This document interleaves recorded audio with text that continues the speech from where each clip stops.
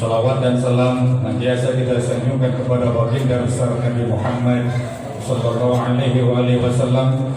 Mudah-mudahan selaku umat beliau juga kita senantiasa istiqomah menjalankan segala sunnah-sunnahnya dan selalu berharap melalui salawat mudah-mudahan kita tergolong umat beliau yang selamat. Amin ya rabbal alamin.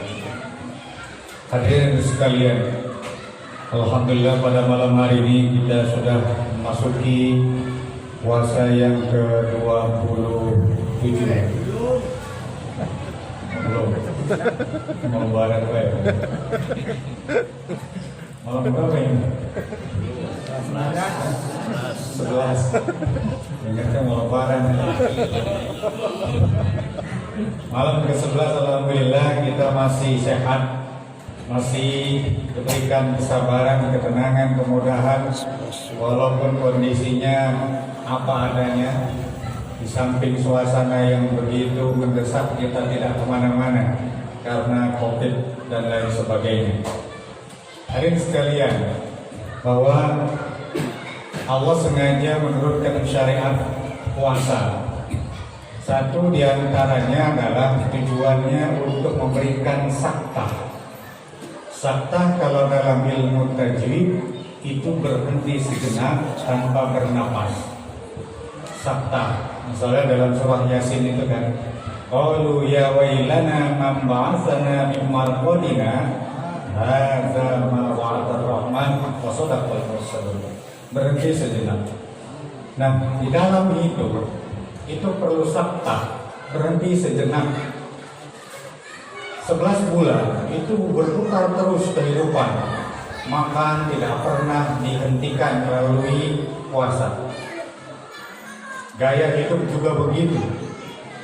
Nah, sekarang melalui satu diantaranya melalui puasa, berhenti sejenak. Kenapa? Ibarat peralon itu penuh di dalamnya. Jadi kotorannya itu padat, perlu dikosongkan. Nah, 1 bulan inilah Allah ingin manusia merenung. Manusia ingat makan, ingat gaya hidup dan lain sebagainya. Nah, supaya apa? Nanti roda kehidupan berjalan lagi setelah Ramadan. Untuk kuat kencang jalannya. Itu satu di antara sekian banyak tujuan syariat diturunkannya puasa atau hikmah yang kita kenal. Nah, hadirin sekalian, puasa ini bukan kebiasaan baru bagi umat Islam. Kebiasaan ini sudah juga dilakukan oleh umat-umat bukan Islam atau pra-Islam. Orang Yahudi biasa puasa. Mereka misalnya yang hidup di masa Nabi Musa, itu syariat puasanya 40 hari. Belum lagi misalnya Siti Maryam juga puasa. Yang puasanya bukan hanya menahan makan, menahan minum, tapi juga menahan untuk bicara. Inni nazartu lirrahmani sawma. Aku bernazar kepada Allah yang Maha Rahman untuk tidak berbicara. Nah, nanti ada puasa Daud misalnya, yang 1 hari disela dengan berbuka, 1 hari berpuasa disela dengan berbuka. Nah, umat Nabi Muhammad ini dengan ciri khasnya, yaitu maghrib dibuka, lalu kemudian diikuti kembali nanti ketika waktu subuh. Berat memang untuk mengikuti syariat-syariat umat terdahulu, karena Allah tahu umat Nabi Muhammad ini lemah, paling terakhir, paling lemah. Nah, itu kenapa sholat itu yang tadinya 50 rakaat didiskon menjadi 5 rakaat. Itu karena Nabi Muhammad pernah ketemu Nabi Ibrahim, Nabi Musa, umatmu gak bakal kuat ibadah segitu banyak dalam satu hari 50. Jangan kan 50, 5 rakaat aja saya, kita semua kadang belang bentong. Nah, belum lagi misalnya syariat ketika baju kotor, kena najis. Kalau Nabi Musa syariatnya kan kalau kotor itu langsung potong. Mereka yang berdosa itu malamnya ditaruh di tempel, kamu orang berdosa, paginya wajib dibunuh. Kalau syariat ini diikuti oleh umat kita, ini nggak bakal kuat, gitu. Nah, Allah tahu umat Nabi Muhammad sangat lemah, kemudian dan umurnya pendek. Yang menjadi barometer adalah usia Nabi Muhammad SAW 63, dan pasti nggak sepenuhnya digunakan untuk ibadah. Taruhlah misalnya 63 pas, saya misalnya umur, nggak mungkin seluruh 63 usia saya itu digunakan untuk ibadah, nggak mungkin. Bisa jadi 20 itu ibadah, selebihnya maksiat atau dosa. Nah, Allah turunkan syariat puasa untuk membersihkan itu. Kenapa? Umat Nabi Muhammad gak panjang usianya. Beda dengan umat Nabi Nuh yang 1000 kurang 50 atau 950 tahun. Sedikit Allah punya cara untuk membersihkan hambanya. Satu. Yang kedua, diturunkannya puasa, Allah itu begitu cinta kepada hambanya. Apa buktinya? Mereka itu dipanggil.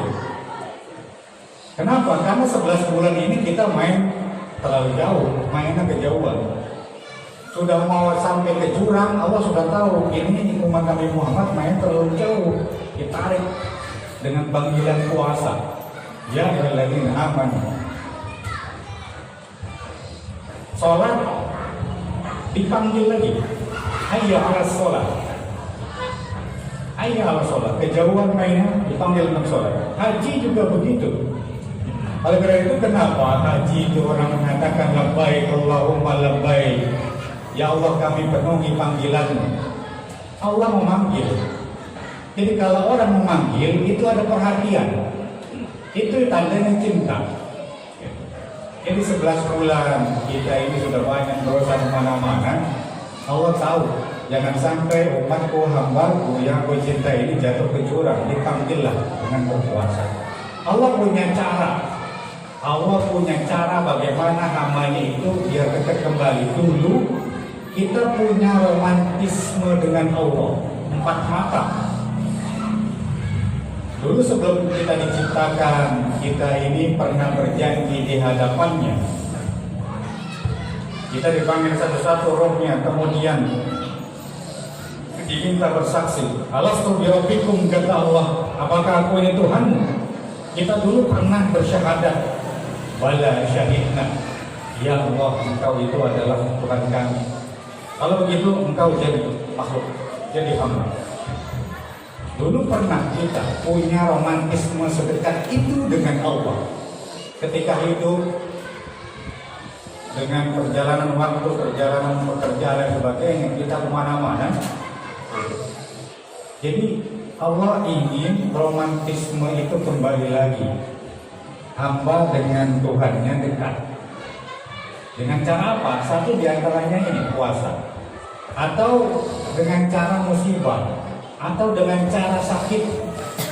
Orang kalau sakit, itu yang paling dia pegang itu tasbih. Dokternya nggak pernah habis. Ini kalau lagi sakit, ingat Allah. Karena kalau nggak begitu dia, Allah nggak pernah diingat. Allah punya cara bagaimana hambanya dengan penciptanya itu dekat. Nah, salah satunya adalah puasa tadi. Kemudian bahwa Allah Subhanahu wa Ta'ala juga kenapa mensyariatkan puasa? Bahwa puasa ini yang kita kenal dengan siam yang terjadi pada waktu Ramadan. Sebab penanggalan Hijriyah itu sebetulnya terjadi pada masa Umar bin Khattab. Tanggal-tanggal itu sudah ada sebelum dipakai, sebelum Islam. Makanya kenapa orang-orang Yahudi juga punya tanggal Rabiul Awwal, Rabiul Tsani. Itu sesuai dengan situasi dan kondisi. Misalnya, kenapa disebut Ramadan? Ramadan itu artinya membekukan. Jadi situasinya sangat panas, sehingga air menjadi beku, tanah menjadi kering. Makanya disebut bulan Ramadan, bulan yang sangat panas, air pun menjadi beku. Gitu. Karena saking panasnya sesuatu itu bisa hancur. Nah, di situ disyariatkan puasa. Nah, manusia kenapa disebut Ramadan? Karena diharapkan ibadah-ibadah baiknya bisa membakar perbuatan-perbuatan dosanya, seperti terik panas bisa membekukan air sampai menjadi tanah kering. Gitu kira-kira pemaknaannya. Kemudian siam itu sendiri yang kita sebut dengan puasa, yaitu puasa. Puasa juga dari bahasa Sanskerta, yang dari bahasa Hindu, puasa. Nah, kita itu disebut dengan siam. Siam itu artinya menahan diri. Karena itu bahasa Arab, kalau ada unta, kemudian kaki kanannya tidak jadi menginjak anaknya, itu disebut unta yang soimah, unta yang menahan diri untuk tidak menyakiti. Itu sebetulnya. Nah, itu menjadi makna hidup kita, bahwa dalam hidup harus dikendalikan emosinya, emosi ditahan, gitu. Nafsu kalau bahasa kita. Pertanyaannya, perlukah kita nafsu? Perlu.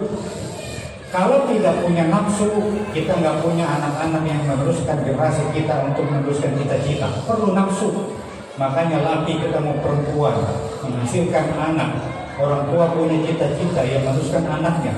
Itu gara-gara apa? Nafsu. Perlu. Si A kok alim betul, si A kok cerdas betul, si A kok saya pengen seperti dia. Nah, itu gairah nafsu. Harus ada. Nafsu mendorong orang untuk cita-cita. Lalu bagaimana? Apakah nafsu dihabiskan? Apakah nafsu diberantas? Nafsu dimanage, nafsu diatur, nafsu dikelola. Kenapa? Allah sudah secara fitrah sudah bilang. Oleh karena itu tadi kita katakan bahwa Allah sudah tahu umat Nabi Muhammad ini lemah dari sisi mana saja lemah. Karena itu dia sering gampang tergoda. Allah sudah bilang, hai manusia, nanti kamu diciptakan ke alam, saya kasih tahu ada jalan yang ke kiri, ada jalan yang ke kanan. Itu yang dimaksud dalam firman fa'alhamaha fujuraha wa taqwaha. Allah sudah kasih tahu ini jalan yang ke kiri, ini jalan yang kanan. Sudah jelas. Lalu kenapa masih ada orang yang gelap mata, tidak tahu mana jalan kanan, mana jalan kiri? Itu tadi karena mainan kejauhan, hatinya gelap sehingga tidak bisa menerangi jalannya. Oleh karena itu, yang bisa menerangi ini dalam rangka puasa ini membersihkan itu. Supaya apa? Supaya kalau jalan itu tahu mana alang-alang, mana jalan raya, mana tiang. Nah, maksud dikelola. Supaya apa? Supaya satu, hatinya terang. Kemudian Allah juga bisa masuk, gitu. Allah kan sudah nunggu di ujung sana, ini ibaratnya gitu. Allah sudah panggil, saya di sini, ayo kemari semua. Allah sudah menanti, tapi karena manusia nafsunya masih besar, bagaimana bisa berjumpa dengan Tuhannya? Kasihan sekali, Allah itu sangat cinta kepada hambanya, sudah nunggu di tempatnya, tapi hamba kok nggak sampai-sampai. Kenapa? Karena nafsunya masih besar. Dikelola. Oleh karena itu, kita sebagai umat Islam meyakini bahwa dalam hidup tidak hanya mengandalkan mata, tapi juga mengandalkan telinga. Apa itu mata? Mata itu kalau misalnya Masjid Al-Barkah ini gelap mati sepondok betung, kita nggak tahu mana pintu keluar, mana tiang, mana sendal orang. Gelap. Tapi kalau pelita, ibarat lampu darurat, kalau seluruhnya mati, dia akan hidup sendirian. Ibaratnya kalau orang hidup di tengah lingkungan, walaupun depan, belakang, kiri, kanan, atas, bawah, itu orang-orang maksiat, orang bejat. Kalau dia, pelitanya hidup, dia seperti ikan di tengah lautan yang tidak larut asin, walaupun seluruh laut airnya asin. Itu. Jadi Allah ingin mengembalikan fitrahnya. Makanya kenapa ada syariat zakat fitrah, yaitu suci. Dalam rangka itu fitrah, kita dikembalikan kepada fitrahnya. Fitrah manusia itu suka dengan hal-hal yang baik. Kalau ada manusia yang tidak suka hal-hal yang baik, itu berarti manusia yang menyalahi kodrat fitrahnya. Karena kodrat dasarnya manusia itu suka kebaikan. Nah, selama ini saya juga kenapa tidak bisa memecahkan masalah ini yang benar, ini yang salah, ini yang soleh, ini yang soleh, ini yang taat, ini yang bejat. Tidak kenal, remeng-remeng, karena hati kita masih kotor. Oleh karena itu, hadirin sekalian, dalam rangka itu Allah ingin membersihkan hati manusia supaya tidak terlalu merepotkan orang lain. Kenapa ada orang curhat kepada orang lain tentang masalah pribadinya, padahal masalahnya sepele, dia bisa memutuskan, tapi karena pikirannya sudah campur aduk, segala macam masalah ada, sehingga nggak bisa berpikir lurus dan jernih. Kenapa? Nggak bisa, akhirnya curhat ke tetangga, datang ke guru, ke sana kemari, padahal gampang memutuskan. Oleh karena itu, kenapa dalam hadis itu istafti qalbak, minta fatwalah kepada hatimu. Minta fatwalah kepada hatimu. Padahal hatinya itu sebetulnya bisa menentukan mana yang hitam, mana yang putih. Karena saking banyaknya dosa yang sudah hitam, maka orang itu nggak bisa berpikir jernih, gitu. Sehingga kita nggak perlu curhat kemana-mana, cukup merenung kepada Allah, minta melalui berbagai cara. Satu di antara misalnya ikhtiar, istikharah, akan ditentukan mana yang baik, mana yang buruk. Jelas. Nah, kita nggak sampai segitu, karena kita bukan nabi, kita makhluk biasa. Setidaknya, ketika Allah turunkan syariat puasa, kita yang pertama ingat Allah masih percayakan kita umur di 2021. Betapa banyak ketika kita sholat, kiri, kanan, depan, belakang, di dalam masjid maupun di tangga kita, mereka sudah nggak ada lagi tahun 2021. Sekarang kita masih ada. Besok belum ada jaminan, belum ada kita bisa ketemu lagi. Syawal misalnya kita lebaran bareng-bareng. Nah, ini kesempatan. Sering kita katakan bahwa kalau manusia umur panjang itu bukan bisa jadi kita ini dipercaya oleh Allah sebagai makhluk yang baik. Tidak, jangan GR juga. Bisa jadi ketika umur panjang, kuota amal baik kita masih kurang, sementara kuota amal buruknya sangat berabrak. Hai Jis, besok engkau hidup di hari Jumat, tapi ingat hidupmu untuk istighfar aja ya, karena dosamu kebanyakan. Itu umur kita dikasih segitu, semata-mata apa? Karena kebanyakan dosa. Nah, orang tua kita, guru-guru kita, ulama-ulama kita yang sudah wafat, bisa jadi mereka duluan karena kuota amal baiknya sudah penuh, mau apa lagi? Nah, kita ini yang umurnya diperpanjang, ini bukan berarti Allah baik sama kita, belum tentu. Jangan GR juga. Jadi apa? Introspeksi ke dalam, banyak istighfar, banyak istighfar. Apapun yang menjadi kebaikan, lakukan. I'mal masyita, lakukan apa yang kita bisa, gitu. Kalau nggak bisa seperti usaha-usaha atau guru-guru kita, apa yang kita bisa? Jadi jangan memaksakan bagi kita untuk bagi orang lain, karena pintu menuju surga banyak sekali. Ada pintu duha, ada pintu sedekah, ada pintu zikir, ada pintu sholat, ada pintu baca Quran, ada pintu lain sebagainya. Kita bisanya itu ya lakukan itu.